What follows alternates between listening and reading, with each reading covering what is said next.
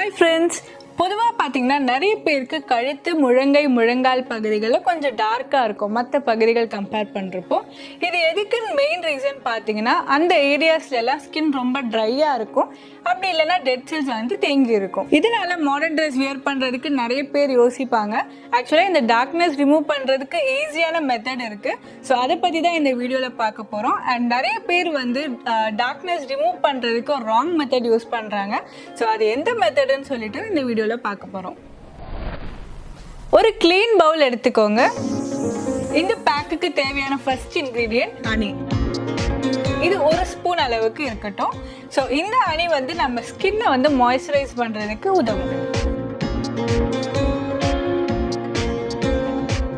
அடுத்ததான் நம்ம எடுத்திருக்கிற செகண்ட் இன்கிரிடியன்ட் மஞ்சள் தூள். இது 1 ஸ்பூன் அளவுக்கு போதும். ஸோ இது வந்து கஸ்தூரி மஞ்சள் எடுத்துக்கிட்டா நல்லது. ஆண்களும் யூஸ் பண்ணிக்கலாம், எந்த ப்ராப்ளமும் வராது. இதில் மஞ்சள் சேர்க்கறதுனால அன்ஈவன் ஸ்கின் டோனை சரி செய்யும். ப்ளஸ் ஆன்டி பாக்டீரியல் ப்ராப்பர்ட்டிஸ் இருக்கிறதுனால ஸ்கின் இம்ப்யூரிட்டிஸும் ரிமூவ் பண்ணும். ஃபைனலாக 1 ஸ்பூன் அளவுக்கு பால் சேர்த்துக்கலாம். பால் பேக்கெட் பால் யூஸ் பண்ணுறதை விட பசும் பால் யூஸ் பண்ணுறது பெட்டர். இதில் பால் ஆட் பண்ணுறதுனால ஸ்கின்ல இருக்கிற டார்க்னஸ் படிப்படியாக குறைஞ்சிரும். இப்போ நம்ம சேர்க்க வேண்டிய இன்கிரீடியன்ஸ் எல்லாம் சேர்த்தாச்சு. இப்போ இதை நல்லா மிக்ஸ் பண்ணிக்கலாம்.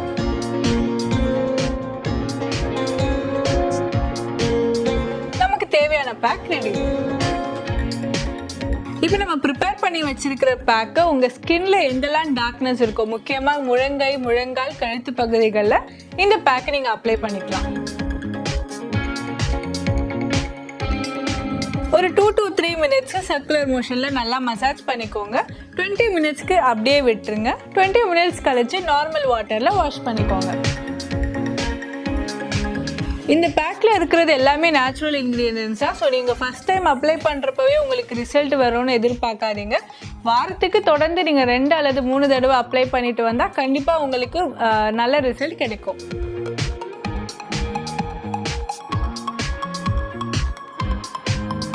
சில பேர் அவங்களோட முழங்கால் பகுதிகளில் இருக்கிற டார்க்னஸை குறைக்கணும்னு சொல்லிட்டு இன்னும் குளிக்கும் போது அதிகமாக அழுத்தி தேய்ப்பாங்க. அப்படி தேய்க்கிறதுனால இன்னும் அதிகமாக டார்க்னஸ் தான் வருமே தவிர அது குறையாது.